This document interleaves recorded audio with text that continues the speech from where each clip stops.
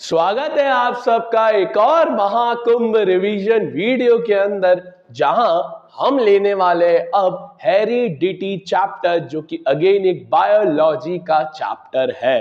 तो बिना किसी देरी के let's get started. Heredity heredity का मतलब क्या होता है दोस्तों?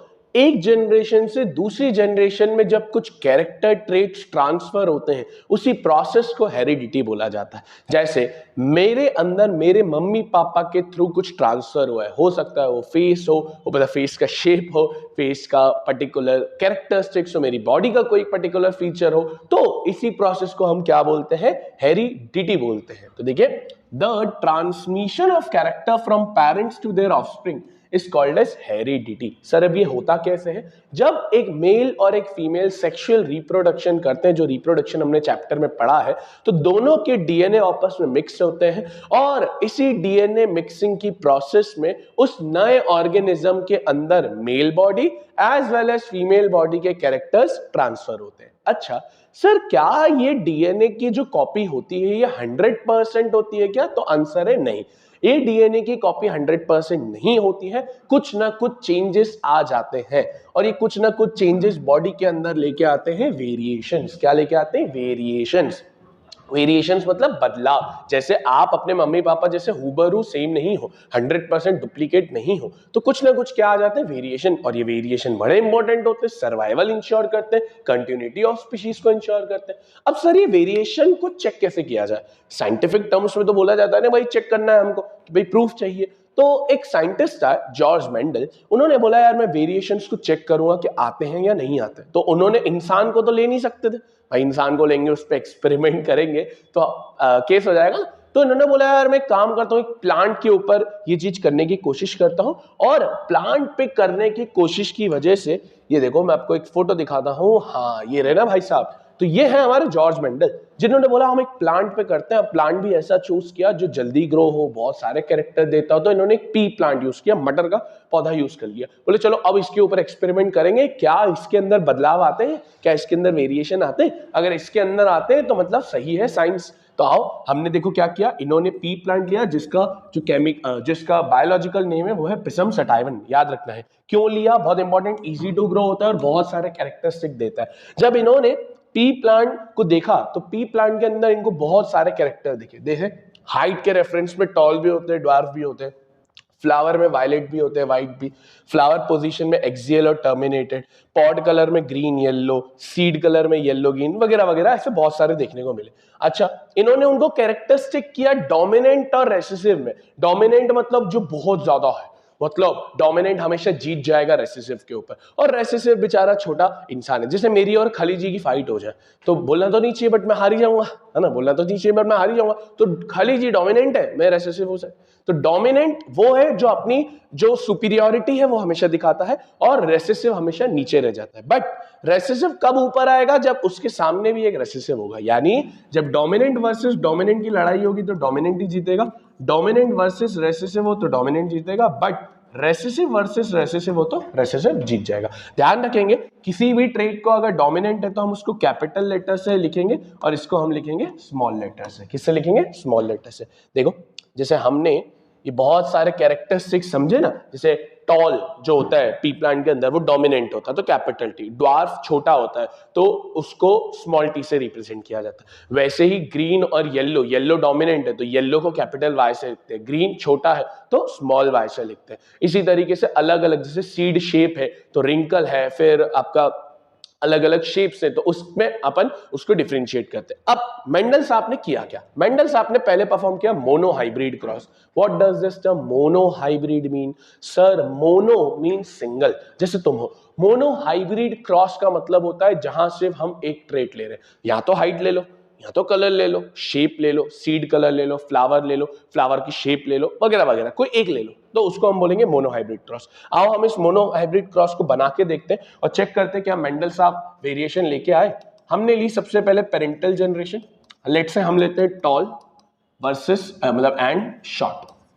तो टॉल होता है कैपिटल टी, स्मॉल होता है स्मॉल टी।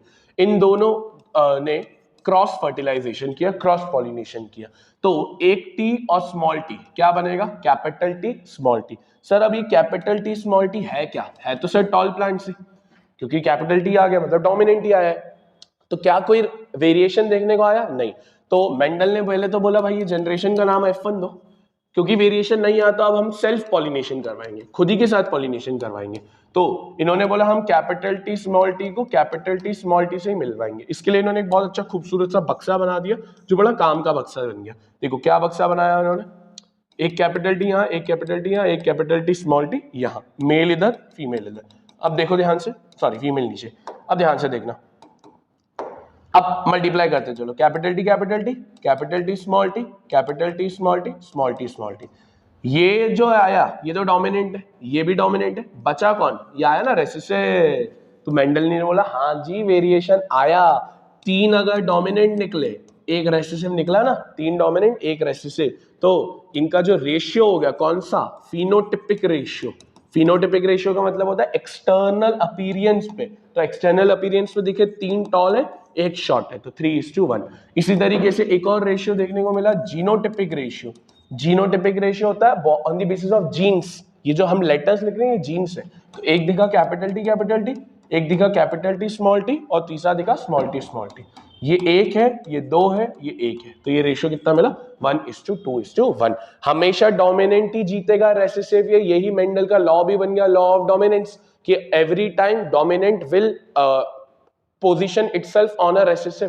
तो ये आपका मोनोहाइब्रिड क्रॉस है। सेम मोनोहाइब्रिड क्रॉस समझ लिया, इसी का मिलता जुलता भाई बंधु आता है डाई हाइब्रिड क्रॉस। तो मोनो में हम सिंगल ट्रेड ले रहे थे, डाई में हम दो ट्रेड लेंगे। लेट्स से हमने हाइट ले ली, कलर ले लिया, शेप ले लिया, कलर ले लिया, तो दो चीजों को मिक्स कर रहे होंगे। आइए हम डाई हाइब्रिड को भी समझते हैं। देखिए सबसे पहले हम लेंगे पेरेंटल जनरेशन, जैसे सेम काम किया था।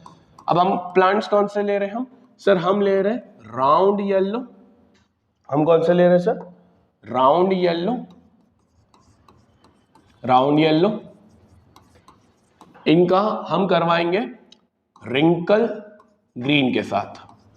किन के साथ करवाएंगे, रिंकल ग्रीन के साथ। हमको वेरिएशन चाहिए, तो ये अगेन कौन सी फर्टिलाइजेशन करेंगे, पॉलिनेशन करेंगे, क्रॉस पॉलिनेशन करेंगे।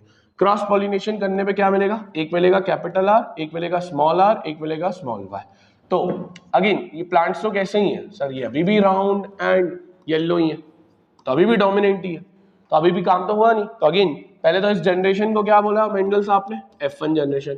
अब F1 जनरेशन सेल्फ पॉलिनेशन करवाएगी, तो ध्यान से समझना, सेल्फ पॉलिनेशन। चार तरह के प्लांट्स निकल के आ रहे हैं यहाँ पर। एक निकल रहे हैं राउंड एंड येलो, एक निकल रहे हैं रिंकल एंड येलो, एक निकल रहे हैं राउंड एंड ग्रीन, एक निकल रहे हैं रिंकल एंड ग्रीन। हमको शुरू के तीन से मतलब नहीं है जितना लास्ट से मतलब है, क्योंकि इन दोनों में रेसिसिव ट्रेट है, स्मॉल लेटर है। तो अब मैं इन चारों के लिए क्रॉस बनाऊंगा। कैसे बनाऊंगा, capital R capital Y, capital R small r capital Y, capital R small y, small r small y. Same चीज यहां लिखूंगा, ये देखो। अब ये ऐसा पूरा क्रॉस बनेगा, ये ऐसे पूरा क्रॉस बनेगा। अब ये मैंने आपके लिए पहले ही बना रखा है, तो हम इसको मल्टीप्लाई करके मैं आपको दिखा देता हूं कि आपका किस तरीके से ये बन रहा होगा। तो देखो ये आपका कुछ इस तरीके से बन के आ रहा होगा जब हमने ये पूरा बनाया होगा। जब आप बनाओगे तो ये इस तरीके से पूरा बन के आएगा। अब इसमें जो राउंड एंड येलो निकले वो 9 निकले, अब गिनोगे तो मैंने मार्क भी कर रखा है ऑरेंज कलर से। राउंड एंड ग्रीन जो निकले वो 3 निकले, व्हाइट कलर से मैंने मार्क कर रखा है इसके अंदर। रिंकल एंड येलो भी 3 निकले जो मैंने येलो कलर से मार्क कर रखा है इसके अंदर। रिंकल एंड ग्रीन 1 निकला जो मेरा रेड कलर के मार्क किया हुआ। यही है हमारा वेरिएशन। तो रेशियो कितना हुआ सर, 9:3:3:1। ये फिनोटिपिक रेशियो है, जीनोटिपिक रेशियो डाई हाइब्रिड के अंदर काम नहीं आता। इस तरीके से ये हमारा होता है monohybrid and dihybrid cross. जब हमको ये समझ में आ गया कि मोनोहाइब्रिड और डाई हाइब्रिड क्रॉस क्या होते हैं, तो अब हम मेंडल के लॉस पे आ सकते हैं। पहला law very simple, law of dominance, जो कहता है कि भाई डोमिनेंट ट्रेट जब आएगी तो वो हमेशा रेसेसिव के ऊपर हावी रहेगी, रेसेसिव को एक्सप्रेस नहीं करने देगी। देखो जब भी ये रहेगा always dominant will express itself. हमेशा कौन एक्सप्रेस करेगा सर, डोमिनेंट एक्सप्रेस करेगा। उसी तरीके से लॉ ऑफ सिग्रेशन, सिग्रेशन का मतलब होता है अलग अलग करना। जब आप नई स्पीशीज बना रहे थे तो कैपिटल टी स्मॉल टी में कैपिटल टी को अलग कर रहे थे, स्मॉल टी को अलग कर रहे थे, तो इसी को बोलते हैं सेग्रीशन। देखो 2 genes copies are present in a cell, देखो, it produce allocation of these is random. यहाँ पर आप इसको बेसिकली सेग्रीगेट कर देते हो, अलग अलग कर देते हो, इसी को लॉ को क्या बोलते हैं, लॉ ऑफ सेग्रीगेशन। अच्छा, अब इसी तरीके से एक छोटा सा टॉपिक इस चैप्टर के अंदर आता है, सेक्स डिटर्मिनेशन, कि किस तरीके से एक मेल चाइल्ड पैदा होगा, फीमेल चाइल्ड पैदा होगा, उसके लिए हम एक सेक्स डिटर्मिनेशन निकाले। बहुत सिंपल सा होता है। अच्छा, आपको ये पता होना चाहिए मेल और फीमेल दोनों के पास 23 पेयर ऑफ क्रोमोसोम्स होते हैं, उसमें से 22 पेयर ऑटोसोम्स होते हैं, एक पेयर सेक्स क्रोमोसोम होता है, ये आपको पता होना चाहिए, ठीक है। अच्छा, जो मेल होता है उसके पास जो सेक्स क्रोमोसोम होता है वो XY होता है, और जो फीमेल होता है उसके अंदर रहता है XX क्रोमोसोम। तो ये रहता है XY क्रोमोसोम, ये रहता है XX क्रोमोसोम। ये होमोजाइगस है, सेम है, और ये हेटेरोजाइगस है, ठीक है। अब देखिए सेक्स डिटर्मिनेशन वर्क कैसे करता है, बड़ा सिंपल सा फंडा है। फादर के पास जैसे XY है, मदर के पास XX है। अगर फादर से X गया, फीमेल से X आया, तो XX that is the daughter, girl child. Y इधर से गया, X इधर से आया, तो आपका एक सन बनेगा। तो आप खुद सोचो डिटरमाइन कौन कर रहा है कि सन या डॉटर आएगा, मेल क्रोमोसोम। फीमेल क्रोमोसोम तो होमोजाइगस है, सेम है, तो उससे कोई फर्क नहीं पड़ेगा। ये डिटरमाइन कर रहा है कि क्या होगा, बट 50-50 चांसेस है कि डॉटर भी हो सकते हैं या सन भी हो सकता है। तो ये है आपका sex determination. Last topic for the chapter, acquired trait and inherited trait. क्या होता है ये सर? एक्वायर्ड ट्रेट का मतलब होता है जो हम अपने लाइफ टाइम के दौरान एक्वायर करते हैं, नॉलेज, स्किल, लर्निंग, ये सारी चीजें हमारी एक्वायर्ड रहती है। कुछ होती है इनहेरिटेंट ट्रेट। इनहेरिटेंट ट्रेट का मतलब जो हमें मिली होती है हमारे पापा मम्मी से, जैसे बॉडी शेप, बॉडी कलर वगैरह वगैरह। तो एक्वायर्ड ट्रेट, सॉरी पहले inherited, pass from one generation to another, ये पास नहीं होती है, ये बर्थ से प्रेजेंट रहती है, ये लाइफ टाइम में हम एक्वायर करते हैं। ये रिप्रोडक्टिव सेल्स में चेंजेस लाती है, बट ये कुछ भी नहीं करती है। इसका रोल है इवोल्यूशन में, बट इसका रोल कुछ भी नहीं है, और बाकी आपके एग्जांपल्स दिए हुए हैं। तो इस तरीके से ये है हमारा पूरा हेरिडिटी चैप्टर। तो आई होप आपको ये पूरा हेरिडिटी चैप्टर समझ में आया होगा।